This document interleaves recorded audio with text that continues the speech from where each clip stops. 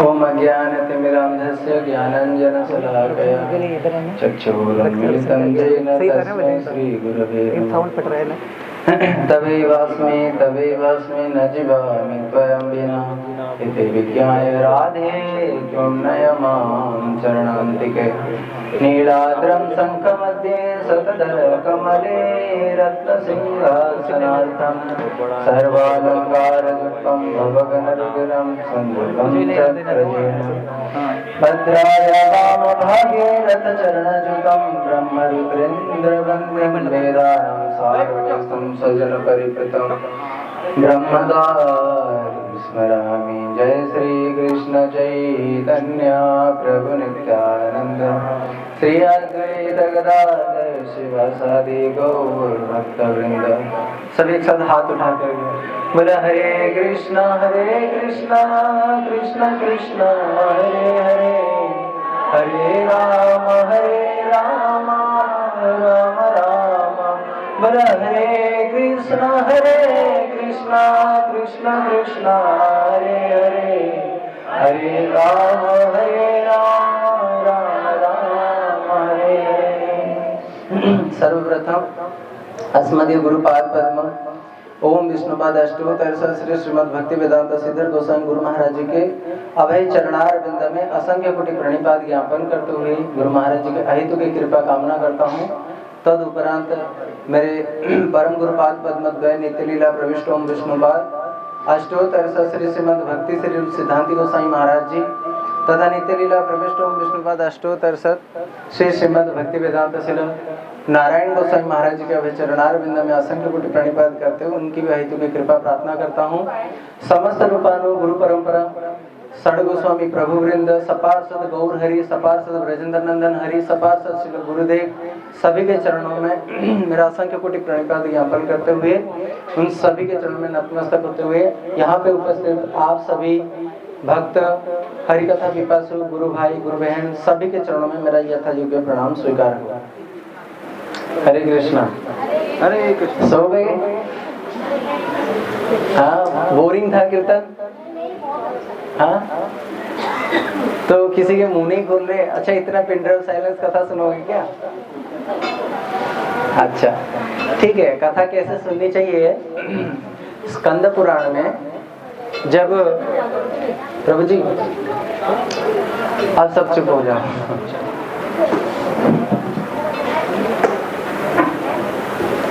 हाँ, हरे कृष्णा। कहते हैं जब याद देकर के ध्यान देकर के सुनना बच्चे, ओए बच्चे बातें नहीं चुपचाप बैठ करके सुनो है, बातें नहीं करना। हाँ, मेरे सबसे यही अनुरोध है कि आप भगवान की जो आधे घंटे की भी कथा हम यहाँ पे जो जिसके लिए हम लोग यहाँ पे उपस्थित हुए हैं जगन्नाथ जी को समझने के लिए, तो जगन्नाथ तत्व एक ऐसा विशाल तत्व है, उसको समझने के हम केवल चेष्टा ही कर सकते हैं। बाकी खुद पे खुद हमारी चेष्टा देख करके हमारे हृदय में वही प्रवेश करेंगे। ठीक है। सद्यो हृदय अवरुद्ध अत्र कृतिभिः शुश्रूषि तत्क्षणात्। अगर हमारे हृदय में हम भगवान को पाना चाहते हैं, उनकी कथा सुनना चाहते हैं, हमारे इस जीवन और परकाल के जो जीवन को अगर सुधारना चाहते हैं, तो थोड़ा सा भगवान के प्रति यहाँ पे आप लोग थोड़ा सा प्राकृतिक रूप में भी सोचना। जो कथा हम सुन रहे हैं हम बिल्कुल वहीं पे चले गए और वहां जाकर के जगन्नाथ जी के चरणों को ध्यान कर रहे हैं, जगन्नाथ जी के जो धाम में हम लोग वहां पे पहुंच गए। इस प्रकार के प्राकृतिक मन से भी आप सोचना, आपको देखना बहुत फल मिलेगा। ठीक है। अब जब स्कंद पुराण में आता है, जब सांडिल्य ऋषि के पास आते हैं वज्रनाभ और परीक्षित महाराज जी, सांडिल्य मुनि उनको क्या कहते हैं? ये सांडिल्य मुनि कौन है? पहले जमाने में आपको पता होगा ना, सब लोग कहते हैं ना कुल पुरोहित है हमारे, है ना। तो कुल पुरोहित कौन होता है? जो कुल का सारा क्रिया कर्म जो भी सब कुछ होता है उसको करता है। ठीक है। अब जैसे वृषभानु बाबा थे कीर्तिदा में, ये जो राधा रानी के माता पिता थे, उनके जो खानदान के जो कुल पुरोहित थे उनका नाम था भागुरी ऋषि। ऐसे नंद बाबा के जो कुल पुरोहित थे उनका नाम क्या था? सांडिल्य ऋषि। ठीक है ना। जैसे गर्गाचार्य हुए वसुदेव महाराज जी के, आजकल तो हम क्या करते हैं, दूसरे तीसरे ब्राह्मण चेंज करते हैं। पहले के जमाने में ऐसा नहीं हुआ करता था। पहले के जमाने में अगर एक बार हट गया ध्यान, अगर एक बार भी कोई व्यक्ति किसी को वर्ण करता था तो उसकी परंपरा बिल्कुल ऐसे ही चलता था। उस तरफ उसके जो कुल पुरोहित होते हैं, उसके जो पुत्र होता है, यहाँ पे जो कुल के जो यजमान होते हैं, उनके पुत्र की शादी कराएगा, नामकरण संस्कार कराएगा। अब एक पीढ़ी मर जाएंगे, दूसरे पीढ़ी में आएंगे, दूसरे पीढ़ी से भी वही लोग, ऐसे इनका चेंज होता रहता है। तो जब सांडिल्य मुनि के पास आए कि वृंदावन के बारे में आप हमें सुनाओ, तो सांडिल्य मुनि एक बात कहते हैं, श्रुणंतम दत्त चित्तो में रहस्यम ब्रज भूमिजम। क्या कहते हैं? श्रुणंतम दत्त चित्तो में। दत्त चित्त मतलब डट के सुनो, ऐसे चित्त को एकाग्र करो ताकि सद्यो हृदय अवरुध्यते। भगवान तुरंत क्या करेंगे, अंदर चले जाएंगे, हृदय के दरवाजे से अंदर जाएंगे। और अगर मान लो कोई व्यक्ति अंदर गया और अंदर से वो खिड़की की कुंडी बंद कर दिया और अंदर रह गया, कोई निकाल सकता है? तो भगवान के प्रति कथा सुनने के लिए अगर थोड़ी सी भाव से आग्रह प्रकाश करेंगे तो उससे क्या होगा, भगवान हमारे हृदय में प्रवेश कर जाएंगे। यही तो हमारी चेष्टा है, इसी के लिए तो हम लोग करते हैं। जितने भी हम जो भी कुछ हम करते हैं, भगवान को अगर पाने के लिए हम नहीं कर रहे हैं तो हमारा जीवन वृथा है। अगर हम कर रहे हैं तो हम चाहेंगे ना कि जितना जल्दी हो भगवान को हम हृदय में अपना कैद कर लें। अरे भैया भगवान है वो, अगर हमारे हृदय में आ गए तो हम जो भी बोलेंगे वो सब मानेंगे। अच्छा, कौन नहीं चाहता है सर्वशक्तिमान बनना? इसलिए वैष्णव लोग होते हैं ना, वो शक्तिमान होते हैं। वैष्णव जो नहीं होते वो गंगाधर होते हैं, ऐसा नहीं। जो वैष्णव होते हैं शक्तिमान का मतलब वो भगवान रूपी शक्तिमान व्यक्ति को अपने हृदय में धारण कर लिया। इसीलिए रहस्यम ब्रजभूमिजम, ये ब्रज के बारे में जो रहस्य है, जो कभी उद्घाटित नहीं है, जो कि कभी किसी को प्रकाश नहीं किया गया है, ऐसी कथाओं को तुम दत्तचित्त होकर के सुनो। और किसको कह रहे हैं? जो कृष्ण के पुत्र हैं, कृष्ण के प्रपौत्र हैं, कृष्ण के सखा के नाती है। ऐसे परीक्षित महाराज बद्रीनाथ जी को क्या कथा सुनने की जरूरत है? वो तो कृष्ण के पुत्र हैं, प्रपौत्र हैं, पौत्र हैं। परंतु नहीं, हर एक व्यक्ति को कथा सुनने का एक ही वही नियम है। आप भगवान के पुत्र हो जाए, चाहे स्वयं भगवान भी हो क्यों ना हो जाए, अगर भगवान भी होते हैं ना तो अपनी कथा को बड़े ध्यान से सुनते हैं। इसलिए जो कथा के अंदर जो डिस्टर्बेंसेस होते हैं ना, उससे पता है क्या होता है? सबसे ज्यादा पता है किसी का कौन रुष्ट होते हैं? सबसे पहले रुष्ट होते हैं भगवान। क्योंकि अगर भावना से कथा की जाए तो उसमें निरंतर प्रभु रहते हैं और कथा सुनते हैं। कथा की सबसे बड़े जो सुनने के लिए जो श्रोता है वो स्वयं भगवान ही है। आई बात समझ में? इसीलिए आज जो हम लोग श्रवण करने जा रहे हैं ये है जगन्नाथ जी की महिमा। और जगन्नाथ जी के बारे में हम लोग कौन कितना जानता है मेरे को पता नहीं, और मेरी तो यही भावना है कि सब लोग थोड़े बहुत जानते हैं। आप बताओ ये जगन्नाथ जी कौन है? कौन कौन जानते हो? हाथ खड़ा करो। भगवान कौन है, कौन जानते हैं जगन्नाथ जी? इस रूप में क्या कौन है बताओ? कौन है जगन्नाथ जी जो तीनों देख रहे हो? ये कौन है? एक एक करके बोलो। कौन? कृष्ण, बलराम, सुभद्रा। बताओ बलराम कौन है? इस तरफ काले से, और उस तरफ काले, उस तरफ गोरे। अच्छा, गोरा जो है वो बलराम जी हैं और जो काले हैं दिल वाले हैं। अच्छा, ये जगन्नाथ, वो बलराम, और जो बीच में पीली पीली दिख रही हैं सुभद्रा देवी है। ठीक है। अब इनके कैसे आविर्भाव होता है हम लोग अच्छे से ध्यान से सुनेंगे, तभी आपको कोई बोले ना जगन्नाथ जगन्नाथ तुम लोग करते हो, कौन है भैया, हम सुनेंगे उसके बारे में। उससे पहले भगवान जब आते हैं उससे पहले भगवान की धाम के बारे में जानना होता है। और आप लोग कहीं गए हो जगन्नाथपुरी? कौन कौन गए? हाथ उठाओ। जगन्नाथपुरी गए आप लोग? गए हो ना जगन्नाथपुरी? देखा आप उस समय जा करके क्या आपको महसूस हुआ होगा हमें पता नहीं है, पर अब अगर आप सुनोगे ना उनकी कथा को तो आप सोच नहीं सकते हो, आपको ये लगेगा कि हमें तो अभी ले चलो। ठीक है ना? इसलिए स्कंद पुराण में जो भगवान की, जगन्नाथ की, जो जगदीश की, भगवान जनार्दन की जो कथाएं हैं वो श्री क्षेत्र पुरुषोत्तम यानी कि पुरी धाम, इसी पुरी धाम से ही शुरुआत होती है। इसलिए स्कंद पुराण में जो सबसे बड़ा खंड है वो है पुरुषोत्तम महात्म्य खंड। इसी पुरुषोत्तम महात्म्य से हम लोग आज कुछ चर्चा करेंगे। पुरुषोत्तम कौन है? पुरुषों में जो उत्तम है। जगन्नाथ जी का एक नाम है पुरुषोत्तम। इसलिए स्कंद पुराण में एक श्लोक आता है, नीलाद्रौ शंख मध्ये सतदल कमले रत्न सिंहासनार्थम सर्वालंकार युक्तम भवगन रुधिरम संयुतम चक्रजेन भद्राय वाम भागे रथचरण जुतम ब्रह्मरुद्रेन्द्र वंद्यम वेदानाम सारमीसम स्वजन परिवृतम। अपने जनों के साथ परिवृत होकर के नीलाद्रम शंख मध्य, वहां नीलगिरि पर्वत है और वो क्षेत्र है शंख की आकृति का। जैसे शंख होता है ना, शंख का पूरा मोटाई होकर के फिर ऐसे चोंच जैसा होता है, इस प्रकार ये क्षेत्र है। इस क्षेत्र की क्या महिमा है, कौन बता सकता है? कहते हैं इसकी जो महिमा वर्णन करने की दुस्साहस करेगा वो व्यक्ति नारकी है, वो नर में वास करने वाला व्यक्ति है। तो क्या मतलब महिमा गान नहीं करें? नहीं, महिमा हम बता देंगे, ये इतना ही महिमा है। ऐसा व्यक्ति अत्यंत विमूढ़ है, ये अत्यंत अज्ञानता में जी रहा है। ये कौन कह रहे हैं? ये जैमिनी ऋषि कह रहे हैं। तो एक समय कुछ ऋषि मुनि जब नैमिषारण्य में कथा सुन रहे थे, आपको पता है जितना हम भागवत सुनते हैं, गरुड़ पुराण, भविष्य पुराण, ये सब कहाँ पे हुआ है? ये कथाएं सब नैमिषारण्य में हुआ है। ये नैमिषारण्य में 18 पुराण की कथाएं हुई हैं। गए कौन कौन गए नैमिषारण्य? कौन कौन गए? बस 2 ही लोग। नैमिषारण्य नहीं गए, कभी ले चलेंगे। ये है चक्र तीर्थ। सबसे पहले ये पूरे ब्रह्मांड का बीच का स्थान है ये नैमिषारण्य, जहाँ पे चक्र आकर के गिरा था, और वहीं से सारे जितने भी ब्रह्मांड है ना, पूरा उसका साथ नापोगे तो एक समान आपको मिलेगा। तो ये जो 18 पुराण की कथा हुई, इसी में एक पुराण है स्कंद पुराण।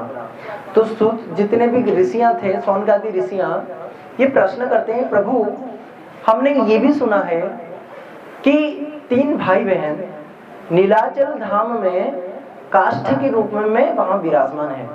काष्ठ मतलब लकड़ी के रूप में। अब जगन्नाथ जी को कोई वो मिट्टी का तो नहीं बना था, वो जगन्नाथ जी की विग्रह किससे बनती है? लकड़ी से, है ना। उसको दारू कहते हैं, और दारू भी हर लकड़ी को नहीं कहते हैं, जो नीम का दारू है, और हर नीम के दारू को भी दारू नहीं कहते हैं, जिसमें शंख चक्र गदा आदि आयुधम चक्र चिन्ह, ये जितने भी चिन्ह होते हैं उसी से भगवान की आज्ञा होती है, और उससे जो विग्रह बनते हैं भगवान के आदेश से, वही होते हैं जगन्नाथ बलदेव। ठीक है, अब याद है, याद रहा ना? तो इसी प्रकार से जब ये जैमिनी ऋषि कथा सुना रहे थे, तो उन्होंने बोला कि जो नीलाचल धाम है इतना पावन है, ये तीर्थ में कोई व्यक्ति बातें भी करे ना। अगर आप पुरी में जाओगे, ये जो पुरी है ये कितना योजन विस्तृत है? कहते हैं 7 योजन है। अभी जो पुरी आपको दिख रहा है, थल में 2 कोस है और जल में 5 कोस है। मतलब जो पूरी धाम है ना, अभी ये 7 कोस है, परंतु जो ज्यादातर हिस्सा है इसका, ये कहाँ पे है? समुद्र के अंदर है, पूरा थल में नहीं है। यानी कि सोचो, जितने भी धाम की महिमा है ना, वो सब जलचर जीवों के लिए भी लागू होता है। वहां पे हर एक जीवाणु भी, अणु में भी चतुर्भुज रूप है। आप देखो जगन्नाथपुरी जाओगे, हर एक व्यक्ति वहां पे चतुर्भुज है। आपको दिखेगा? आपको दिखेगा? क्यों नहीं दिखेगा? क्योंकि ये खुद भगवान कहेंगे, आगे चल करके हम सुनेंगे, भगवान खुद कहेंगे कि ये चीज आपको नहीं दिखेगा। इसीलिए हम आगे सुनेंगे कैसे नहीं दिखता। तो जब जैमिनी ऋषि कथा सुना रहे थे, कह रहे हैं कि ये जो सतदल कमल है, सतदल कमल के पुष्प के ऊपर एक शंख टिका हुआ है, और शंख के जो 7वां भाग 5 हिस्सा है वो तो समुद्र के अंदर है, और 2 हिस्सा, हरे कृष्णा ध्यान से सुनो इसको, वो जो 2 हिस्सा है, 2 योजन है, वो थल में विस्तृत है, और वहां पे 8 शिव हैं और 8 शक्ति भी हैं। कितने शिव हैं और शक्ति कितने हैं? हाँ, इनका नाम सुन लो। जो 8 शक्ति है वो है मंगला। आप लोग गए हो जगन्नाथ मंदिर में, गए हो? हाँ, जगन्नाथ मंदिर में बहुत पार्श्व देवता होते हैं। वो पार्श्व देवता आप दर्शन करते हैं, फिर जब जाकर के जगन्नाथ जी के दर्शन होता है। क्यों? ये भी भगवान कहते हैं जो व्यक्ति डायरेक्ट आके मेरे को दर्शन करता है उसको उतना पुण्य नहीं मिलता जितना उसको मेरे चारों तरफ ही वास करने वाले जितने देवताएं हैं उनको पहले दर्शन करके फिर मेरा दर्शन होता है। इसलिए जब जगन्नाथ जाते हैं ना, ऐसे नहीं कि हर किसी के साथ कैसे भी चले गए, हमें पहले वहां पे जाकर के सोच समझना पड़ेगा कि भैया यहाँ पे जो विधि है वो क्या है, किस प्रकार भगवान के दर्शन होते हैं। जो 8 शक्ति है वो है मंगला, विमला, सर्वमंगला, अर्धासिनी, कालरात्रि, मरीचिका, चंड रूपा और सुसप्ता। कहते हैं ये 8 प्रकार की शक्तियां हैं, और शक्तियां हैं तो शक्तिमान भी रहेंगे। तो उनकी शक्ति कौन है, शक्तिमान कौन है? कहते हैं ये 8 रुद्र है। कपाल मोचन, क्षेत्रपाल, जमेश्वर, मार्कंडेश्वर, ईशानेश्वर, बिल्वेश्वर, नीलकंठ और बटेश्वर। अब जब जगन्नाथपुरी जाओगे तो वहां पे ये सारे सबके दर्शन होंगे, पर सभी देवताएं मंदिर के अंदर नहीं है। कुछ कुछ मंदिर से 2-4 किलोमीटर बाहर भी है, कोई तो 10-10, 20-20, 30-30 किलोमीटर भी दूर है। ठीक है। अब कहते हैं इस क्षेत्र की क्या महिमा है। कहते हैं वो व्यक्ति, जो व्यक्ति वहां पे पैदा हुआ है, वो व्यक्ति के ऊपर कभी काल का प्रभाव नहीं पड़ेगा। काल का प्रभाव मतलब क्या? वो बूढ़ा नहीं होगा, बूढ़ा होगा परंतु परमार्थिक रूप में देखा जाए तो उसकी जीवात्मा के शरीर का किसी भी प्रकार कोई काल में अंतर्छेद नहीं होता। तो जो भी कुछ होता है वो जगन्नाथ जी की इच्छा से ही होती है। पहली बात, वहां पे जो बात भी करेगा तो उसको क्या फल मिलेगा? जगन्नाथ जी की स्तुति करने का फल मिलेगा। कहते हैं वहां पे जो सांस लेगा, अब बोलो सांस लेने का क्या फल हो सकता है? जैसे हम यहाँ पे बैठ करके सांस ले लिए, हमें तो पता नहीं चलता कितने सांस ले लिए। अब बताओ जो व्यक्ति वहां पे बैठ करके सांस एक बार ले लिया उसको क्या फल मिलेगा? कहते उसको एक अश्वमेध करने का फल मिलेगा। अश्वमेध यज्ञ करने का फल जगन्नाथपुरी में केवल सांस लेने में एक बार भी। ठीक है ना। कहते हैं जो वहां पे विश्राम करता है, जो सो जाता है, अब व्यक्ति थका मंदा कोई भी सो भी गया तो उसका अलग से समाधि करने की जरूरत नहीं है, वहां पे समाधि का फल सोने पे मिल जाता है। और आप वहां पे जाओगे ना, इतनी हवा चलती है, ऐसा लगता है कि भाई समुद्र किनारे सो ही जाओ। हमारा मठ तो वहां पे है। हम लोग जब माला वगैरह करते हैं ना तो हम माला ढंग से नहीं कर पाते क्योंकि इतनी हवा चलती है कि ऐसा मन होता है कि सो ही जाओ। और माला करके एक फल तो है ही, पर सो जाने पे भी समाधि का फल मिलता है। तो वहां पे कुछ भी करो, अन्वय रूप में, व्यतिरेक रूप में आपको अच्छा ही अच्छा फल मिलता है। कहते हैं कि समाधि किसको कहते हैं? यम, नियम, आसन, प्राणायाम, प्रत्याहार, ध्यान, धारणा के बाद ब्रह्म ज्ञानी जो जाके समाधि की अवस्था को प्राप्त करते हैं, वो समाधि कैसे मिल जाता है? वहां पे सोने पे मिल जाता है। इसलिए जब जैमिनी ऋषि ने ये बात बोल रहे थे, जैमिनी ऋषि को जो प्रश्न कर रहे थे सुत गोस्वामी, तो उन्होंने पूछा कि प्रभु आगे इस प्रकार जगन्नाथ जी के स्वरूप को किस प्रकार प्रकट किया गया। तो वहां पे उन्होंने नारद जी का उदाहरण दिया। नारद जी ब्रह्मा जी को ये बात बोल रहे हैं और अपर पक्ष में ब्रह्मा जी की इस प्रकार की बात जो है, ब्रह्मा जी भी अपने पूर्व कल्प की बात को ध्यान कर रहे हैं।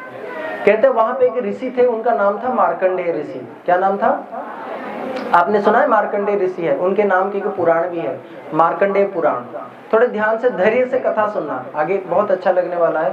क्योंकि जब जगन्नाथ जी की प्रकट की तत्व को हम सुनेंगे ना तो आपको लगेगा कि अरे ऐसे तो हमारे कोई भी भगवान के अवतार प्रकट हो ही नहीं, तो बिल्कुल यूनिक है। थोड़ा आग्रह रूप में आप सुनने की कोशिश करें। तो मार्कंडेय ऋषि जब थे, जब जगत में प्रलय होता है, जगन्नाथपुरी में कहीं प्रलय नहीं होता, ऐसा नहीं है। मतलब थोड़ा बहुत तो साइक्लोन वगैरह आता है। हाँ, आप जाओगे ना हर चौथे 5वें साल में ना इतनी भयंकर तूफान आता है कि बड़े बड़े इमारतें गिर जाती है, बड़े बड़े मंजिला बिल्डिंग गिर जाती है, पेड़ पौधा सब ध्वस्त हो जाता है ना। पर जगन्नाथ मंदिर वही सतयुग से आज भी वैसे की वैसे ही टिका हुआ है। ऐसा मतलब नहीं है कि वहां पे कोई किसी प्रकार बाह्य रूप में कोई साइक्लोन वगैरह नहीं होता, होता है, परंतु प्रलय जब होता है, 2 प्रकार के प्रलय होता है, खंड प्रलय, एक आत्यंतिक प्रलय। एक प्रलय में ब्रह्मा जी के एक दिन में कुछ कुछ हिस्से में प्रलय होता है, और जब ब्रह्मा जी की 100 साल बीत जाती है तब एक पूर्ण रूप में प्रलय होता है। कहते हैं इन दोनों प्रलय की अवस्था में जगन्नाथपुरी की कभी कोई नुकसान नहीं होता। जगन्नाथपुरी में जगन्नाथ जी की ये जो जगन्नाथपुरी है ये क्या है? कहते हैं बनम देह रूपकम, ये कुछ और नहीं है, ये मैं ही हूँ। समझ में आया? इसीलिए जब यमराज जी आए ना लक्ष्मी जी के पास, विष्णु जी के पास जब आए, बोले हे पुरुषोत्तम मैं यहाँ पे भी आना चाहता हूँ। तो पता है वहां पे उन्होंने क्या बोला, लक्ष्मी जी ने क्या बोला कि क्षमा करना यमराज जी, आपका यहाँ पे स्थान नहीं है, आपका यहाँ पे स्थान नहीं है। क्यों नहीं है? क्योंकि यहाँ पे केवल जगन्नाथ जी की, जगदीश की ही यहाँ पे प्रभाव है। यम महाराज जी वहाँ पे है ही नहीं। आप बोलोगे जितने पाप करते हैं, बोले वो पाप का कोई मूल्य ही नहीं है। पुरी में रहने वाले कितने भी क्यों पाप कर ले, बड़े से भी बड़ा पाप क्यों ना कर ले, यमराज जी का ऐसा नहीं उनको दंड नहीं मिलेगा, जगन्नाथ जी देंगे, पर वहां पे यमराज जी का कोई प्रभाव वहां पे है ही नहीं। इसलिए जब यमराज जी आए थे ना कि मेरा भी यहाँ पे प्रभाव रहे, तो ठाकुर जी ने उनको ये जो 8 शिव है ना, इन 8 शिवों में एक शिव उनको भी बना दिया, उनका नाम पड़ा यमेश्वर शिव। आप जब जाओगे जगन्नाथ जी की जो कल्पवट है उसके नीचे ये यमेश्वर जी का आपको दर्शन होंगे। वहां पे पार्वती जी हैं, तपस्या कर रहे हैं। देखो वो कहते हैं ना कि जगन्नाथ रे भाग जगत पसारे, इसीलिए यहाँ पे कभी भोग लगता है ना तो मांग मांग के खाना। ये नहीं है कि इन्हीं का है उनका है, ना ना, जिसको जगन्नाथ जी ने स्वीकार कर लिया ना, अब आप सोचो वो साधारण नहीं है, वो निर्गुण तत्व और स्वयं जगन्नाथ हो जाते हैं। इसलिए जगन्नाथ की जो महिमा है प्रसाद की, कहते हैं ये अन्न ब्रह्म रूप में माना जाता है। भगवान की जो जगन्नाथपुरी है वो अन्न ब्रह्म क्षेत्र भी कहा जाता है। ये पूरे जो ब्रह्मांड है ना, 14 भुवन है, उसका जो आग्नेय कोण है, अग्नि कोण है, वो क्या है? ध्यान देके सुनना। अग्निकोण में रसोई क्यों बनाया जाता है? हमारे जब वास्तु के हिसाब से हम लोग बनाते हैं, अग्निकोण में क्यों बनाया जाता है? क्योंकि कभी कोई चीज की कमी ना पड़े, कभी खाने के लिए हम चूक ना जाए। इसलिए पूरे ब्रह्मांड की जो अग्निकोण है ना, वो है पृथ्वी के सप्तद्वीप के जम्बूद्वीप के अंदर, और जम्बूद्वीप में भी भारतवर्ष में, भारतवर्ष के अंदर भी श्री क्षेत्र पूरी धाम में, क्षेत्र धाम के अंदर भी कहाँ पे? जगन्नाथ मंदिर के जो कोने जहाँ पे अग्नि प्रज्वलित होता है। इसलिए आज तक जितने युग बीत गए, कभी भी आज तक जगन्नाथ जी की रसोई में आग नहीं बुझी है, आज तक भी। इसलिए जो कहते हैं ना, भगवान अगर श्रृंगार करते हैं, द्वारका में स्नान करते हैं, रामेश्वरम में शयन करते हैं, वृंदावन में और खाते हैं तो जगन्नाथपुरी में। इसलिए वहां पे लक्ष्मी हमेशा प्रतिष्ठित रहती है। इसलिए आप लोग भी जब कभी घर बनाओगे, वास्तु के हिसाब से अग्नि के कोण को ही रसोई को उपाधि देना, ठीक है ना, रसोई वही बनाना। तो इसी प्रकार से जो पार्वती जी थी वो किस प्रकार बिमला माता बनी और जगन्नाथ जी के पास क्यों तपस्या करने आई है। एक समय नारद जी बहुत भाव से नृत्य करते करते जय जय राधा रमण हरि बोल, जय जय राधा रमण हरि बोल करते करते आ ही रहे थे। और करते करते कहाँ पहुंचे? कैलाश में। कैलाश में भगवान ने देखा, नारद जी ने देखा ये तो शिव जी है। शिव जी के सामने और जोर जोर से नृत्य करने लगे। शिव जी बोले वाह भैया, तांडव तो मैं करता हूँ भैया, आप आज आपको क्या हो गया? बोले कि देखो शिव जी, मैं ना आज भगवान जगन्नाथ जी का प्रसाद मेरे को प्राप्त हुआ। बोले अच्छा, लाओ लो मेरे को भी दो। बोले अरे मैं तो हाथ चाट चुका हूँ, अब तो मेरे पास कुछ है ही नहीं। अरे नहीं, देखो देखो कुछ तो होगा, कहीं तो लगा होगा। तो देखा सचमुच में एक छोटा सा कण उनके नाखून के अंदर फंसा हुआ था। तो वहां पे शिव जी उसको खा करके, जब उनको मिला नहीं ना, शिव जी इतने जोर से रुद्र तांडव किया। तांडव भी 2 प्रकार के हैं। एक तांडव में रुद्र तांडव जो वो बहुत भयंकर होता है ना। जब रुद्र तांडव होता है तो पूरा पृथ्वी धरातल को धस गया। अब जहाँ पे पृथ्वी है ना, ये जो बीच में टिका हुआ है, ये पूरा पाताल के अंदर चला गया। तो वहां पे फिर सबने बोले भैया क्या करें क्या करें। फिर वहां से शिव जी लेकर के आएंगे। कैसे लेकर के आएंगे? बोले मेरे को प्रसाद प्राप्त होना चाहिए। जैसे नारद जी ने देखा कि सचमुच में एक कण लगा हुआ है, शिव जी जैसे उनको पाया, फिर त्रिशूल के नोक में शिव जी पृथ्वी को अपने जगह पे रखा। अब शिव जी भी नाचने लग गए, नारद जी भी नाच रहे हैं, शिव जी भी नाच रहे हैं, दोनों नाचते नाचते जय जय राधा रमण हरि बोल, जय जय राधा रमण हरि बोल। अब दोनों करने लगे जी यूं ही करने लगे तो पार्वती माता अपने रूम में बाहर आई, बोले देखो तो चलो क्या हो रहा है, बाहर डीजे बज रहा है। आकर के पूछा कि भैया क्यों खुश हो? अरे हमें तो भगवान जगन्नाथ जी का प्रसाद प्राप्त हुआ। अच्छा तुम्हें प्रसाद प्राप्त हुआ, लो मेरे को भी दो। अब शिव जी मुंह देख रहे हैं नारद जी के, नारद जी अपने नाखून देख रहे, अब तो कोई नहीं है भैया, है अब कहां से लाए? तो माता है, माता तो पृथ्वी को डुबो नहीं सकती, माँ तो सबके कल्याण ही चाहते हैं ना। तो उन्होंने बोला कि मेरे को भगवान उपेक्षा कर दिया। नहीं नारद जी, इसमें आपकी कोई गलती नहीं है, निश्चित रूप से मेरी साधन में कोई कमी है, इसीलिए पार्वती माता जगन्नाथपुरी आई, जगन्नाथ जी के वहां पे बैठे और वहीं पे ही आज तक वो तपस्या कर रही है। आप जाओगे, उनका नाम है विमला। विमला माता का देखना हाथ ऊपर नहीं है, हाथ इस प्रकार है, यानी कि तपस्या की मुद्रा में है। तो वहां पे वो जगन्नाथ जी के प्रसाद जो भोग लगता है, वो सबसे पहले विमला माता को भोग लगता है, तब जाके वो जगन्नाथ जी का महाप्रसाद बनता है।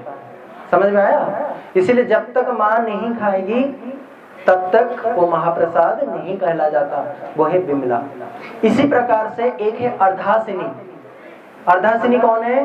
कहते हैं जब प्रलय होता है तो प्रलय के जल को पान कर जाती है एक माता, ठीक है, आधे जल को पूरा पी जाती है, नहीं तो पूरा प्रलय के जल में डूब जाए, तो उसको पान करने के अर्ध जल को पान करने के कारण उनका नाम है अर्धासिनी। जब जगन्नाथ जी रथ से आते हैं ना गुंडीचा मंदिर के लिए, आपने देखा होगा रथ को खींच के लाते हैं, तो बीच में एक जगह रुकते हैं, उनको कहते हैं मौसी माँ, मौसी मतलब मौसी जी, तो मौसी के यहाँ पे रुक करके वो खाते हैं, ये वही अर्धासिनी है। तो इस प्रकार से जो सप्तचंडिका आदि ये सब कौन है? ये सब उनके पार्श्व देवता है। आप वहां पे जाओगे, आपको पता है वहां पे लिंगराज जी है। लिंगराज पता है कौन है? इनका महिमा सुन लेना। कौन कौन 12 ज्योतिर्लिंग दर्शन किया है? हाथ उठाओ। पूरा 12 ही। और कौन है? 12 ज्योतिर्लिंग कौन कौन गए? हाथ उठाओ। त्र्यंबकेश्वर, मल्लिकार्जुन, बैद्यनाथ, ओंकारेश्वर, महाकालेश्वर, सब, केदारनाथ, सोमनाथ, बताओ कुछ कुछ किया होगा। अच्छा किसी ने एक आध तो किया होगा, हाथ उठाओ। अच्छा आप लोग 12 ज्योतिर्लिंग जाना चाहते हो? हाँ जाना चाहते हो? तो 12 हम आपको कराएंगे, 1,31,000। चलोगे? है? नहीं। अब देखो सबका धीरे धीरे, हाँ चलेंगे। नहीं, अगर हम आपको फ्री में करा देता हूँ, चलोगे? हाथ उठाओ, कौन चलोगे? तब भी नहीं? अरे यार प्रभु जी पता नहीं कौन सी गोली मारेंगे। हाँ, इनको कहते हैं लिंगराज। यानी कि अगर आप लिंगराज मंदिर जाते हो, वहां पे एक शिव जी है लिंगराज जी, जो लिंगराज की दर्शन करता है उसको 12 ज्योतिर्लिंग का दर्शन का फल प्राप्त होता है। निताय गौर प्रेमानंदे। देखो कितनी बड़ी चीज है, भगवान ने करुणा करके जगन्नाथ जी अपने पास सबको रखा है, ऐसा कुछ नहीं है कि जो छूट जाए। 12 ज्योतिर्लिंग है ये कैसे वहां पे गए? ये जो 12 ज्योतिर्लिंग वहां पे कैसे गए? इन जितने ज्योतिर्लिंग है ना, इनके राजा कौन थे? काशी विश्वनाथ। हरे कृष्णा, ध्यान देके सुनो, बोलो वृंदावन बिहारी लाल की। ये काशी विश्वनाथ सबके बाबा थे, सब जितने लिंग है उन सबके राजा थे। एक दिन क्या हुआ, सुदर्शन चक्र के साथ इनका युद्ध हुआ। किसका? पशुपतास्त्र का। सुदर्शन चक्र जो है काशी को पूरा जला के राख कर दिया। अब शिव जी तो बड़े दुखी है कि प्रभु मैं क्या करूं, आपका जो चक्र है वो तो सब कुछ जला के राख कर चुका है। काशी, पहले काशी नरेश था ना एक, जिसके लिए युद्ध किया था शिव जी जाकर के विष्णु के साथ। तो सुदर्शन चक्र जब सब कुछ जला दिया तो ठाकुर जी को प्रार्थना किया, प्रभु हम क्या करें? बोले तुम एक काम करो, यहाँ से पूर्व की ओर जाओ और वहां पे आपको कौन मिलेंगे? एक क्षेत्र मिलेगा जहाँ पे आम ही आम का पेड़ होगा, पर वहां पे हर आम के पेड़ में एक भी आम देखने के लिए नहीं मिलेगा आपको। बस एक ही पेड़ ऐसा होगा जिसमें एक आम लटका हुआ होगा, उसी का नाम होगा एकाम्र क्षेत्र। ये जितने भी बातें मैं कर रहा हूँ ना, ये सब स्कंद पुराण में लिखा हुआ है, चाहे आप पढ़ लेना। स्कंद पुराण में पुरुषोत्तम महात्म्य में चतुर्मास के समय आप भगवान की कथाओं को सुन रहे हो, बहुत बड़ा फल है, इसलिए 10 मिनट और ध्यान से सुनना। तो एक आम वहां पे था, वहीं पे आकर के शिव जी वास किया और उनको बोला कि आने वाले समय में जगन्नाथ के रूप में मैं तुम्हारे वहीं से कुछ योजन दूर मैं वहीं पे आऊंगा आपसे मिलने के लिए। तो लिंगराज जी जहाँ पे है वहां से जगन्नाथपुरी 60 किलोमीटर है। 60 किलोमीटर के जितने दायरे हैं, उस दायरे में जो भी जीव जंतु पैदा होंगे स्वरूप रूप में, वो स्वरूपतः ऐसे जगन्नाथ जी भी किनके बस में रहते हैं? अपने पंडों के। क्योंकि ये कोई साधारण नहीं है। भगवान जब द्वारका में द्वारिका नाथ होते हैं ना, जो कृष्ण जब द्वारका में रहते हैं, ये जितने पंडे उन सबके पटरानियां हैं। आई बात समझ में? इसलिए अगर कभी आप पुरी जाओ, जगन्नाथ जी के पंडों के साथ अगर आपका कुछ भी होए तो वहीं पे हाथ जोड़ लेना, अगर चांटा भी पड़े तो खा लेना और अपना सौभाग्य समझ लेना कि भैया हमें तो रुक्मिणी सत्यभामा ने चांटा मारा है। सच बात है, ये हंसने वाली बात नहीं है। इसलिए एक समय मैं आपको बताऊं, जो जगन्नाथ जी है 3 प्रहर, 8 प्रहर में से एक प्रहर 3 घंटे का है। 8 प्रहर कितना घंटे का होगा? 24 घंटे का। तो एक दिन में कितने घंटे होते हैं? 24 घंटे। 24 घंटे में से 21 घंटे यानी कि 7 प्रहर भगवान जी जो है मनुष्यों को दर्शन देते हैं। एक प्रहर यानी कि 3 घंटा को देवताओं को दर्शन देते हैं। एक समय क्या हुआ, जब जगन्नाथ जी का मंदिर बंद होता है ना, आप जाओगे 12, साढ़े 12, 1 बजे तक जगन्नाथ जी का मंदिर खुला रहता है, फिर 4 बजे फिर दोबारा खुल जाता है। 3 घंटे के लिए प्रभु सोते हैं। सोते नहीं है, दर्शन देते, क्योंकि उनका तो पलक है ही नहीं, सोएंगे कहाँ से? देखो पलक है क्या? आंखें अगर खुली रहेगी कोई सो पाएगा? तो खुद ही ऐसा रूप अपना बनाया, कभी सोते ही नहीं है, हमेशा जगत जीवों के कल्याण के बारे में सोचते रहते हैं, उनका कल्याण देखते रहते हैं, इसीलिए उनका नाम जगत नाथ है। तो एक दिन क्या हुआ, सारे देवता आए थे, अब मंदिर बंद हुआ, सारे देवता दर्शन करने के लिए आए। जैसे ही मंदिर मंगला के समय खुला, ऐसे में जब पंडित प्रणाम करते हैं ना कि ठाकुर जी शुभ दृष्टि कर प्रभु जगत तेरे प्रति, अब आप शुभ दृष्टि करना, अभी जो आप जगत को दर्शन दोगे। ज्यों ही पट खोला, तुरंत वहां पे क्या देखा कि सारे देवता तो जा चुके थे, एक देवी थी जो कि अदृश्य रूप में भाग करके जा रही थी और पंडित की उनके हाथ के ऊपर उनका पैर पड़ गया और वो जोर के, इतने जोर के पड़ा, वो तो देवी तो दिखती नहीं है, देवताओं तो दिखते नहीं है, तो इतने जोर के पड़ा कि वो पंडा बहुत जोर से चित्कार करने लगे, उनको बहुत कष्ट हो रहा था। पर फिर भी वो क्या करते हैं, आज देखना जगन्नाथ जी के जो पंडे हैं ना, वो सब बाहुबली हैं। और पंडे है ना, क्यों बाहुबली हैं? क्योंकि वो अपना जान भी दे करके, पहले के जमाने में तो ये हथियार वगैरह नहीं होता था, अपना जान दे करके वो मुगलों से बचा के रखा। नहीं तो देखो ना, हमारे सारे ठाकुर जी तो चले गए, पर जगन्नाथ जी, राधा रमन जैसे कुछ ठाकुर जी हमारे रह गए। कारण क्यों? क्योंकि इन्हीं पंडों के कारण, सेवकों के कारण ही हुआ है। इसलिए अगर पंडित कुछ भी करें, जगन्नाथ जी को कुछ भी करें, तो जगन्नाथ जी उसको सहते हैं, पर दूसरा कोई कुछ भी बोल दे, थोड़ा बहुत भी बोल दे, जगन्नाथ जी को ये सहन नहीं होता। उनके भैया है ना, कौन है? बलराम जी। इस युग में एक संप्रदाय के आचार्य बन के आए, उनका नाम रामानुजाचार्य था। रामानुजाचार्य जी वेद धर्म का प्रतिष्ठा किया। आपको पता है नहीं पता है, कुछ पंडित आमिष भी भोजी होते हैं, आमिष मतलब नॉनवेज भी खाते हैं। पर पूरी में ऐसा लिखा है, चैतन्य चरितामृत स्कंद पुराण आदि में पढ़ोगे, वहां पे अगर कोई मांस भी खाता है ना, तो उसको हविष्य करने का, व्रत करने का फल मिलता है। अब सोचो ऐसा दयालु धाम कहाँ मिल सकता है? अगर कोई मांस खाता है तो पता है क्या नरक में उसका शास्ति है, जो आप सोच नहीं सकते हो। पर जगन्नाथपुरी में अगर कोई मांस भी खाता है ना, तो उसको व्रत करने का फल मिलता है। अब ऐसे में तो पंडित तो खाते ही हैं, कुछ पंडित खाते ही हैं। ऐसे में रामानुजाचार्य थे, जो स्वयं बलराम जी हैं, उनके भैया है, और वही अंदर सिंहासन पे ही उन्हीं के साथ विराजमान है। तो उन्होंने देखा कि भैया, रामानुजाचार्य सोचा कि वेद पद्धति से इनका संस्कार होना चाहिए, पूजा पद्धति ऐसे होगा, और रामानुजाचार्य के सामने कोई कुछ बोल नहीं सकता था उस समय, पंडित लोग भी। तो पंडितों का सारा सेवा बंद करा दिया। पंडित जाके घर पे बैठ करके रोने लगे, प्रभु जैसे भी थे हम आपके थे, अब क्या करें, हमारी तो प्रभु आपकी सेवा ही छीन ली गई। जैसे रोने, ठाकुर जी ने बोला, गरुड़ जी को बुलाया, जगन्नाथ जी ने गरुड़ जी को बुलाया कि गरुड़ जी जल्दी आओ। गरुड़ जी को रात ही रात बुलाया और बोले, ये जो 1000 शिष्य को लेकर आया है ना, ये क्या नाम है इसका? रामानुज। रामानुज का मतलब ये लक्ष्मण जी, बलराम जी हैं। बोले इसको जल्दी लेकर के 1000 शिष्यों के साथ अपने पीठ पे बिठा करके कांचीपुरम छोड़ के आओ। रात ही रात 3000 शिष्यों के साथ रामानुजाचार्य को गरुड़ जी ने पीठ पे बिठा के छोड़ के आ गए। जैसे उनकी नींद खोला, बोले अरे हम तो पूरी में थे, यहाँ कैसे आ गए?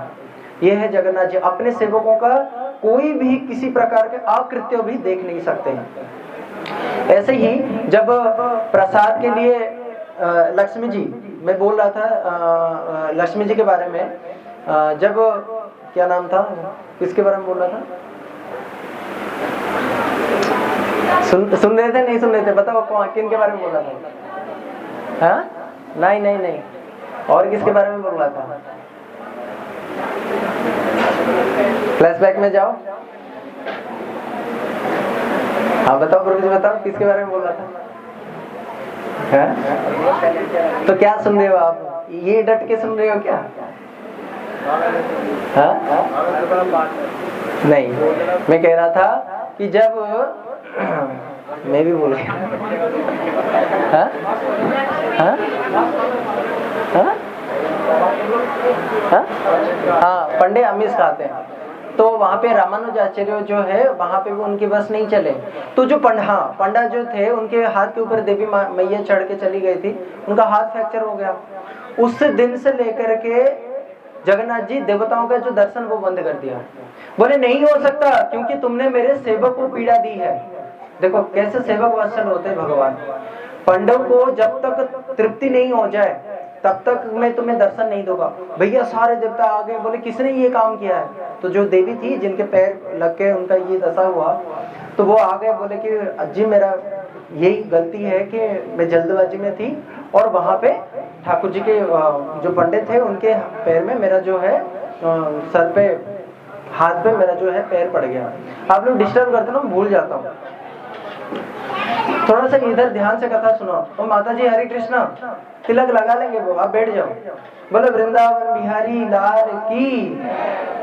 तो इस प्रकार से क्या है कि वो देवी आई और एक साधारण स्त्री के रूप में आकर के पंडित के घर में रह करके नौकरानी जैसे सेवा करी।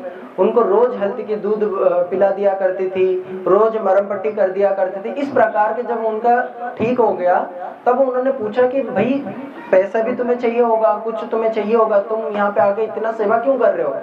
बोले कि प्रभु आप जानते नहीं हो मैं कौन हूँ। बोले तुम कौन हो? बोले मैं एक देवी हूँ।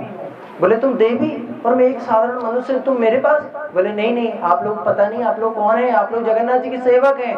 आपकी जो हाथ था ना, जल्दबाजी में मैं भाग के जा रही थी तो आप उस समय नमस्कार कर रहे थे तो आपके हाथ के ऊपर मेरा पैर पड़ गया। इसलिए प्रभु जगन्नाथ जी ने हम सब देवताओं का दर्शन बंद कर दिया है। अगर आप अभी तुष्ट हैं, संतुष्ट हैं तो आप हमें आशीर्वाद दीजिए ताकि हम लोग दोबारा भगवान के दर्शन कर पाए। तब से जाकर के फिर दोबारा भगवान जी के दर्शन हुए। ये है भगवान के सेवक की महिमा। तो इसलिए जब मार्कंडेय मुनि प्रलय काल में डूबा हुआ था ये पूरा का पूरा ब्रह्मांड, तो मार्कंडेय मुनि तो बहुत बड़े तपस्वी थे। उस समय उनका मृत्यु नहीं हुई। वहां पे जब जाकर के एक जगह पे पहुंचे, कहां पे? वो हमारे जो पुरी धाम में पहुंचे, वहां पे कल्पवट है। जो कल्पवट भी प्रलय के समय, पुरी में कोई प्रलय तो होता नहीं है, तो कल्पवट का भी प्रलय नहीं है। तो जैसे प्रलय के पास पहुंचे कल्पवट के पास, तो वहां पे क्या देखा कि स्वयं लक्ष्मी नारायण एक बालक के रूप में एक पत्ते के ऊपर शयन कर रहे हैं और अपना अंगूठा क्या कर रहे हैं? चूस रहे हैं। कौन से अंगूठा? हाथ के नहीं, अपने दाहिने पैर के अंगूठा को चूस रहे हैं। इसीलिए मार्कंडेय मुनि के एक स्तोत्र है, दामोदर गोविंद दामोदर स्तोत्र। सुना है गोविंद दामोदर स्तोत्र? पुण्यानि नामानि पठन्ति नित्यं गोविंद दामोदर माधवेति करारविन्देन पदारविन्दं मुखारविन्दे न विनिवेशयन्त्यं बटास्य पत्रास्य पुटे शयानं बालं मुकुंदम मनसा स्मरामि। हे बाल मुकुंद, जो बट के पत्र के ऊपर पड़े हुए आप अपने अंगूठा चूस रहे हो, हे प्रभु आपके ऐसा दिव्य स्वरूप मैं तो पहली बार देखा।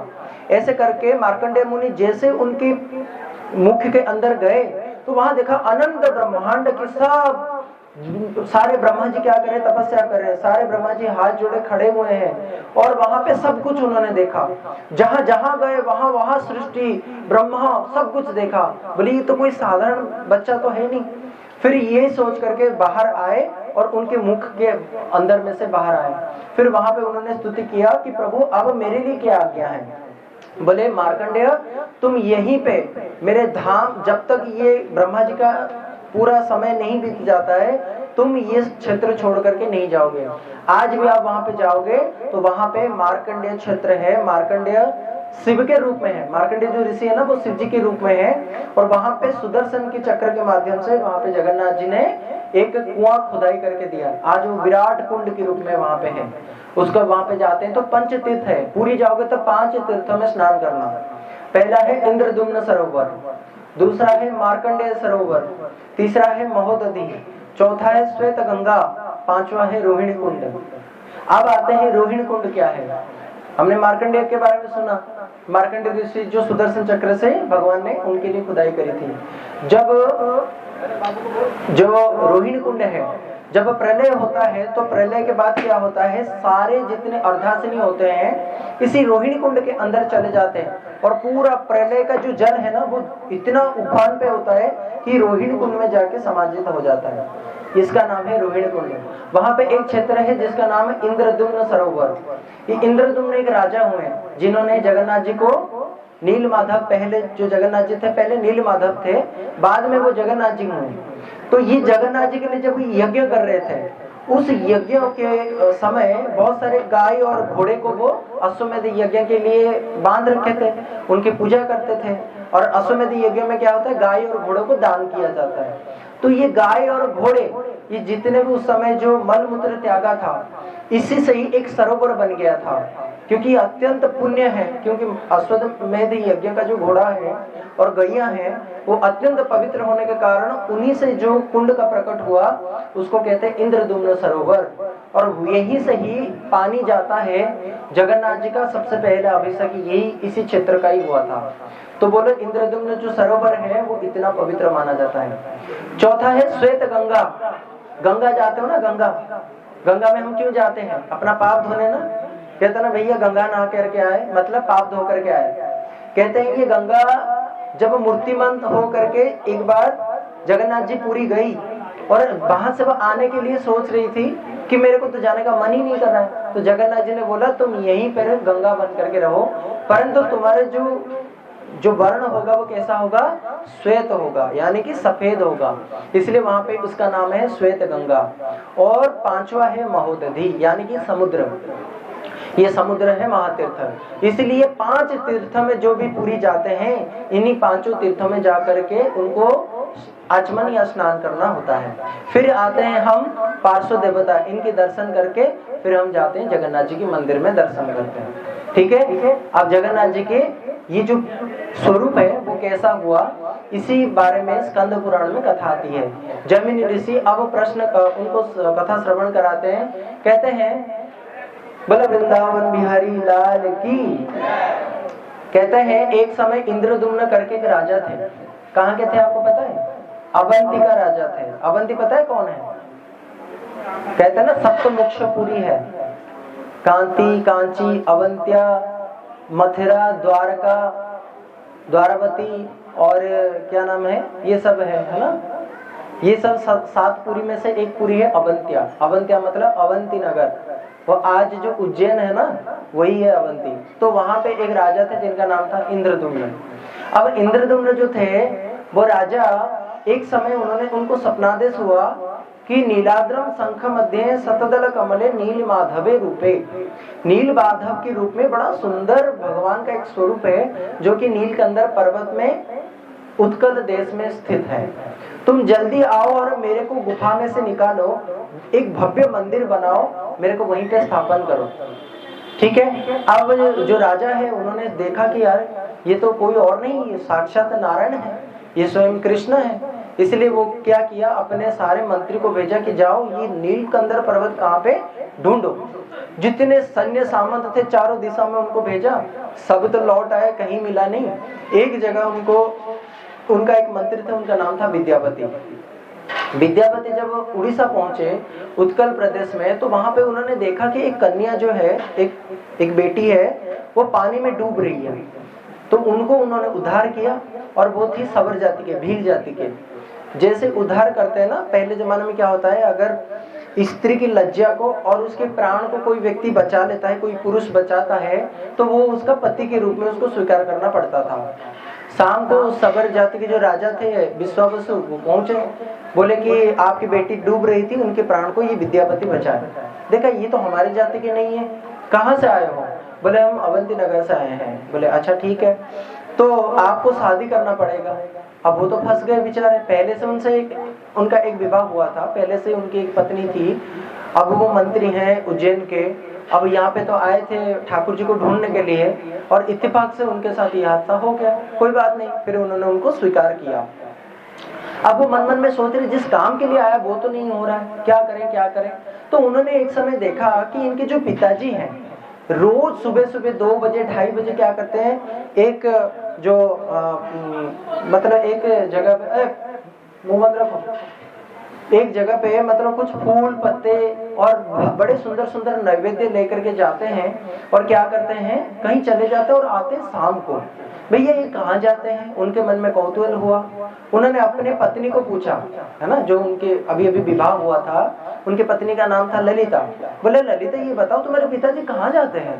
रोज सुबह जाते हैं, ऐसा नहीं है कि 1 दिन गए 2 दिन गए 5 दिन गए, पर ये रोज जाते हैं, चाहे बरसात हो चाहे ठंड हो गर्मी हो, रोज जाते हैं और आते शाम को वापस आते हैं। कहाँ जाते हैं? बोले नहीं नहीं कुछ नहीं, नहीं नहीं अब तो आपको बोलना पड़ेगा। तो उन्होंने बोले कि देखो नील माधव करके एक ठाकुर जी हैं, जिसका दर्शन केवल मेरे पिताजी को प्राप्त है, इस दुनिया में किसी और को दूसरे को प्राप्त नहीं है। बोले अच्छा। अब वो मन मन में सोचने लग गए कि भैया इन्हीं को ही तो मैं दर्शन करने आया था, इन्हीं को ही तो लेने के लिए मैं आया था। अब वो मन मन में सोच लिया कि अब इनका दर्शन करेंगे। बोले ललिता तुम्हारे पिताजी को बोलो ना मेरे को भी दर्शन कराए। बोले नहीं नहीं वहां पे कोई नहीं जाता, किसी की भी दर्शन वहां पे नहीं, आज तक हमने ही दर्शन नहीं किया। बोले नहीं नहीं तुम मेरे को तो दर्शन कराना पड़ेगा। शाम को पिताजी आए, बोले पिताजी आपकी जो जमाई है वो ये कह रहे हैं, आपकी दामाद कह रहे हैं कि आपको दर्शन कराना है, आप प्लीज करा दो ना। बोले नहीं ऐसे कैसे दर्शन करा सकते हैं, भगवान की ये दुर्लभ दर्शन है, और अगर दर्शन करा दिया तो भगवान तो अंतर्ध्यान हो जाएंगे, तो जो कुछ मेरे को भी मिल रहा है वो भी नहीं मिलेगा। बोले नहीं नहीं अगर आप नहीं करोगे तो आप जानते हो ना स्त्रियों का क्या अस्त्र होता है, ब्लैकमेल करना, नहीं मैं तो प्राण त्याग दूंगी ये वो। फिर उन्होंने बोला ठीक है उनको दर्शन तो हम कराएंगे, पर उनके आंखों में हम पट्टी बांध देंगे ताकि जो रास्ता है जो पथ है उनको बाद में पता ना चले, बाद में आकर के वो दर्शन ना कर पाए। तो ये सोच करके भगवान से माफी मांग करके पट्टी बांधे। आप भैया इतने बड़े राज्य के राजा के मंत्री हैं, वो कुछ तो दिमाग होगा उनमें, अगर आंखों में पट्टी बांध दी जाए तो भी कोई बात नहीं। उस समय तो जीपीएस सिस्टम नहीं था, फिर भी उन्होंने एक एंशिएंट टाइम में जो जीपीएस सिस्टम हुआ करता था कुछ दूसरे तरह की होता था। तो उन्होंने ना कुछ सरसों के बीज को अपने पोटली में बांधा, अपने कमर में रखा। जैसे उनके आंखों में पट्टी बांधी गई और विश्वावसु बोले कि मेरे पीछे पीछे चलना, आगे आगे विश्वावसु, और एक ऐसे कपड़ा दे दिया कि इस कपड़े को पकड़ के रखना और मेरे पीछे पीछे मैं तुम्हें खींचता हुआ लेके चलूंगा, मेरे पीछे चलना। ठीक है जी महाराज। अब वो आगे आगे चल रहे हैं, पीछे पीछे ये सरसों के दाने बिछाते हुए चल रहे हैं। कहाँ पे पहुंचे? नीलगिरी पर्वत के ऊपर नीलकंदरा में नील माधव के दर्शन के लिए। वहां पे जैसे पहुंचे उनके आंखों में पट्टी खोले तो विश्वावसु ने बोले कि 1 मिनट आप अभी ठहर जाना, क्योंकि इस समय देवताओं को नील माधव, मैंने अभी बताया था ना 7 प्रहर मनुष्यों के दर्शन 1 प्रहर देवताओं की, ये जगन्नाथ जी से पहले भी ये नियम था। नील माधव जी के दर्शन 3 घंटे दर्शन करके देवता लोग जाते थे, साफ सफाई करके ये विश्वावसु जाएंगे, अभी उनकी पूजा अर्चना करेंगे। तो विश्वावसु पहले जाएंगे, बाद में विद्यापति को लेके जाएंगे। बोले मंत्री तुम यहीं खड़े रहो, हम जाकर के दर्शन। जैसे ही वो अंदर गए वहीं पे ही एक बहुत बड़ा पेड़ था, और उसके नीचे जो अभी मैंने रोहिणी कुंड के बारे में बताया, रोहिणी कुंड जहाँ पे प्रलय की जल सारा समाहित होता है, वो इतना पवित्र क्षेत्र है। तो वहां पे एक कौवा उस पेड़ की डाली के ऊपर बैठा था, उसके सर में पता नहीं क्या चक्कर हुआ, क्या हुआ, वो नीचे गिर गया रोहिणी कुंड में। जैसे ही रोहिणी कुंड में गिरा तुरंत उसने शंख चक्र आदि आयुधम विभूषितम, शंख चक्र आदि आयुध के साथ वो प्रकट हुआ, चतुर्भुज विमान आया और विमान से ऊपर चला गया।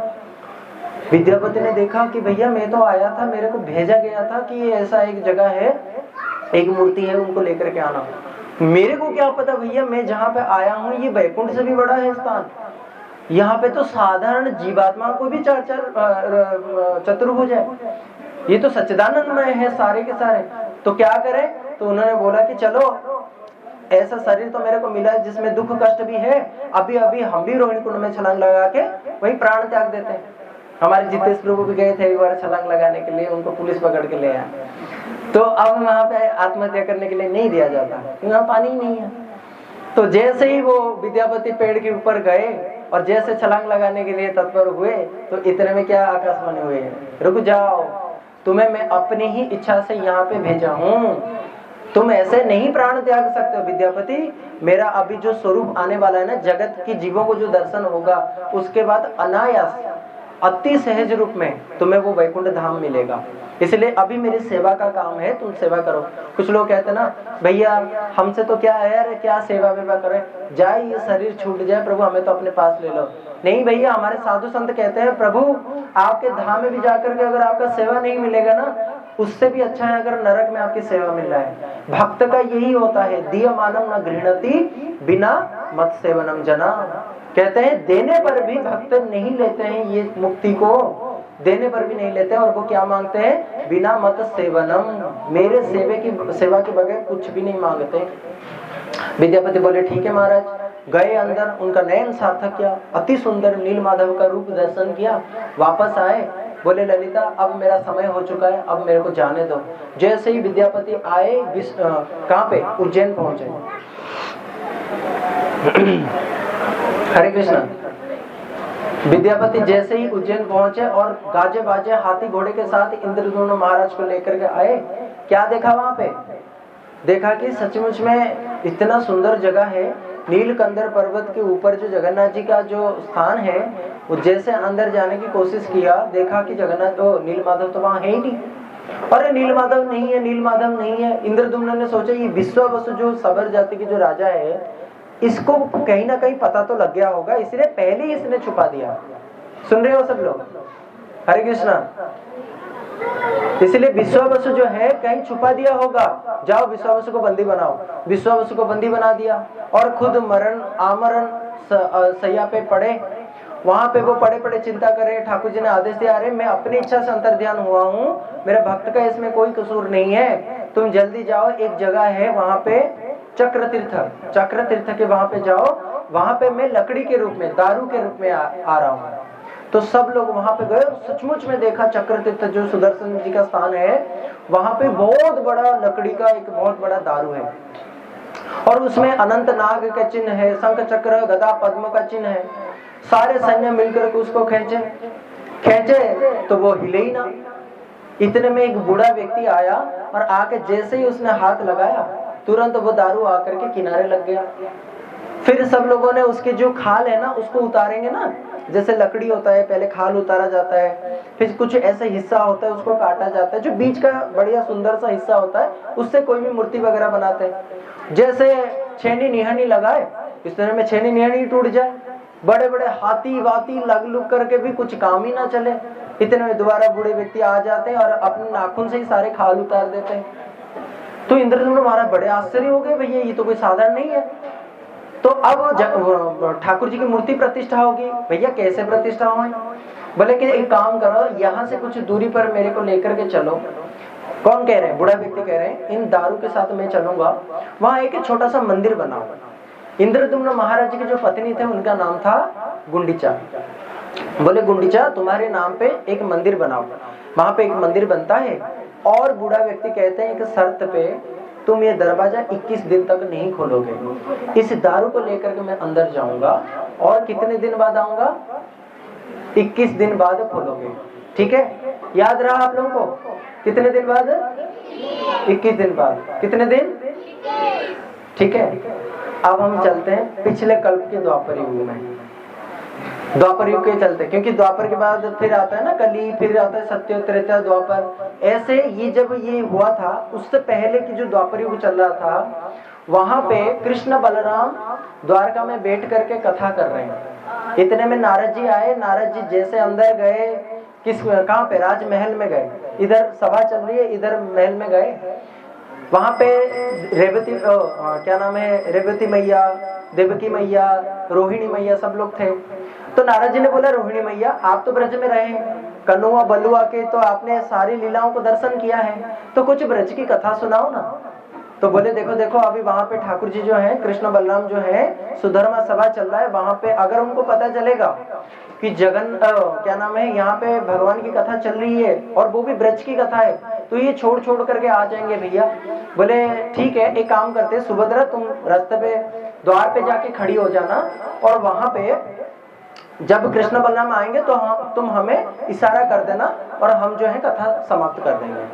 ठीक है। अब सुभद्रा जी जो है द्वार पे खड़े हैं, कृष्ण बलराम को जैसे ही पता चला कि भैया हमारे ब्रज की कथा चालू हो गया है और माता रोहिणी देवी की बात सुना रहे हैं, वो भागे भागे कृष्ण बलराम वहां पे पहुंचते हैं। वहां पहुंच करके देखा, सुभद्रा जी ने तो मना कर दिया, भैया नहीं जा सकते हो। मैंने छोड़, जहां तक आ सकते हैं हम तो आ गए ना, अब यहीं बैठ के कथा सुनेंगे। देखो भगवान की कथा कितना प्यारा है। आप लोग तो यहाँ पे आकर कमर सीधा कर रहे हो और है ना जवाई ले रहे हो, पर जो कथा को वास्तव रूप में सुनते हैं कैसे सुना जाता है। लवकुश जब राम जी को कथा सुना रहे थे ना, तो भगवान राम ऊपर बैठे थे। देखा ये मर्यादा नहीं है, भगवान राम नीचे उतरेंगे। अब उतरेंगे तो भगवान कौन है, राजाधिराज रामचंद्र है, तो उनके सोने गहने सारा विभूषित था, और उतरेंगे तो सब झंकार से क्या होगा, कथा में डिस्टर्ब होगा ना। इसलिए वो क्या कर रहे हैं, अपने कपड़े को, अपने गहनों को आराम से पकड़ के धीरे धीरे उतर रहे हैं, ताकि कथा में किसी प्रकार के कोई विक्षेप ना हो। इसी प्रकार से कृष्ण बलराम वहीं बैठ करके कथा सुनने लगे। रोहिणी मैया बड़े सुंदर सुंदर जो कृष्ण की कैसे माखन चोरी करते थे, प्रभु कैसे फल वाली के पास जाके फल कुछ दाने लेकर के फल लिया करते थे, कैसे प्रभु गोचारण में जाते थे, सखाओं के साथ बदमाशी करते थे, ये सारे कथाएं सुनते सुनते सुनते राधा जी की जब प्रसंग शुरू हुआ, ब्रज गोपिकाओं की जब कथा प्रसंग शुरू हुआ, तो उन्होंने उस समय वहां पे क्या हुए, जगन्नाथ जी जो है कृष्ण बलराम इतने पिघल गए। देखो हरे कृष्ण, ध्यान देके सुनना, ये जो जगन्नाथ जी का रूप है ना, ये पता है ये कौन सा रूप है, ये कृष्ण कथा की रूप है। कृष्ण कथा ने कृष्ण को इस प्रकार बनाया है। ये जो कृष्ण कथा हम कर रहे हैं ना, ये कथा ही इनको इस प्रकार किया है। कथा सुन सुन करके ऐसे हो गए, उनके बड़े बड़े आंखें हो गए, हाथ छोटे हो गए, दोनों पैर खत्म हो गए, पेट कमर सारे गले में लग गया। फिर उसके बाद जैसे ही कथा खत्म होती है, नारद जी बाहर आते, देखा भैया ये तीनों कौन है, ये तीनों कौन है। पर नारद जी तो भगवान की आत्मा है, भगवान किसी भी रूप में हो, नारद जी तो समझ जाते हैं ये कोई और नहीं है। ब्रज की लीलाओं को सुन करके प्रभु की ये दशा हुआ है। हे प्रभु, आज जिस कृपा करके आपने मेरे को ये रूप को दर्शन करवाया है, हे प्रभु आने वाले कलयुग में कब आप कभी ऐसे कृपा आने वाले कलयुग जीवों के ऊपर होगा। और ये जो कलयुग चल रहा है, नारद जी ने तब ये प्रार्थना करी थी भगवान को कि आने वाले कलयुग में हमारे जो लोग होंगे, जो जीवात्माएं होंगे, उनको आप इसी रूप में दर्शन देना, क्योंकि आपका ये करुणामय रूप है। ऐसा करुणामय रूप आप कहीं जाओ ना जाओ, जगन्नाथपुरी जरूर एक बार जाना। जगन्नाथपुरी में ये रूप को जिसने देखा है, रथे तो वामनम दृष्ट्वा पुनर्जन्म न विद्यते, पुनर्जन्म नहीं होता है। भैया ये मैं नहीं कह रहा हूँ, ये स्वयं लक्ष्मी नारायण यमराज जी को कह रहे हैं। जो एक बार भी जगन्नाथ जी का दर्शन करता है, उसका पुनर्जन्म हो ही नहीं सकता। बार बार कह रहे हैं, 3 बार सत्य करके कह रहे हैं। इस प्रकार से नारद जी के तथास्तु कर दिया ठाकुर जी ने। अब दोबारा वापस आ जाते उज्जैन। कहाँ पे छोड़े थे, कितने दिन बाद वो पट खोलना था, कितने दिन? हाँ, अब आप लोग कथा अच्छे से सुन रहे हो। 21 दिन बाद खोलना था। रोज खटखट खटखट करके आवाज आ रही थी। बूढ़े व्यक्ति लेकर के गए एक लकड़ी को, वहां पे पता नहीं कौन से रूप देंगे उनको, खटखट करके आवाज आ रहा था। 12 दिन बाद हल्का हो गया, धीरे धीरे धीरे धीरे हो गया। 14 दिन बाद तो आना ही खत्म हो गया। अब इंद्रदुम्न महाराज सुन रहे, भगवान ब्राह्मण था, वृद्ध था, अगर वो बिना खाए बिना पिए 14 दिन हो गया, मर गया होगा वो तो।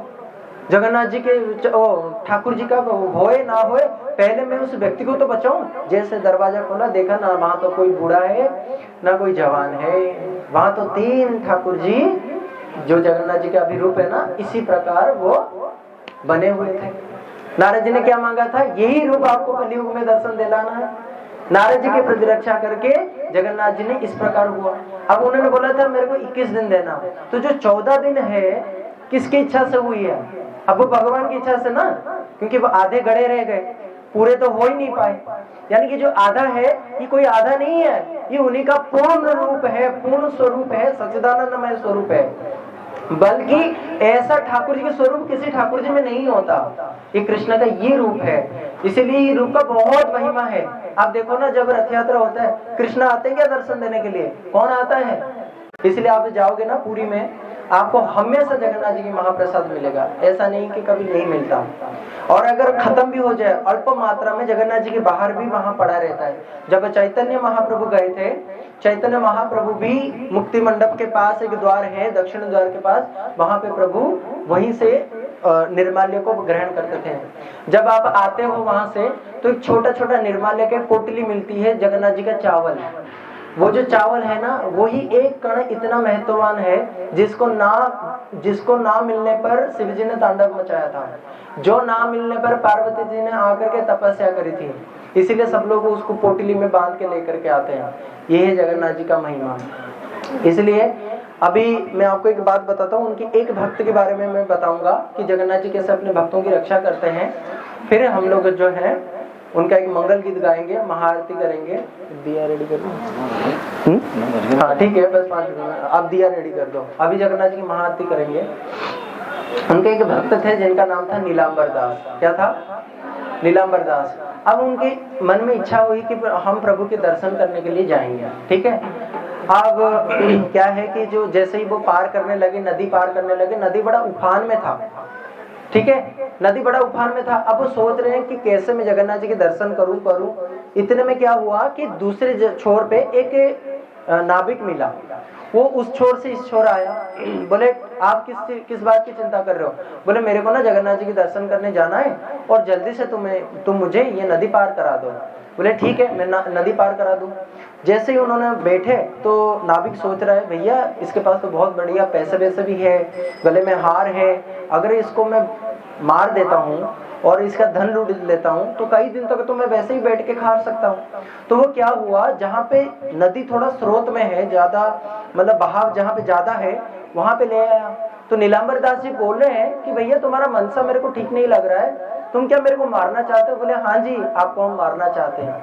क्योंकि अब भक्त जो होता है ना, उसको मरने से डर नहीं है, पर वो ये सोच रहे हैं कि कम से कम जगन्नाथ जी के दर्शन हो जाता। प्रभु आपकी मारने की इच्छा है, हम मरने के लिए प्रस्तुत हैं, पर आपकी दर्शन हो जाता, ये जीवन सार्थक हो जाता। आज तक मैंने आपके दर्शन नहीं किए है, आपकी बड़ी महिमा ये सुनी है। तो जैसे ही उन्होंने ना भगवान से प्रार्थना किया, पता है भगवान एक क्षत्रिय के रूप में वहां पे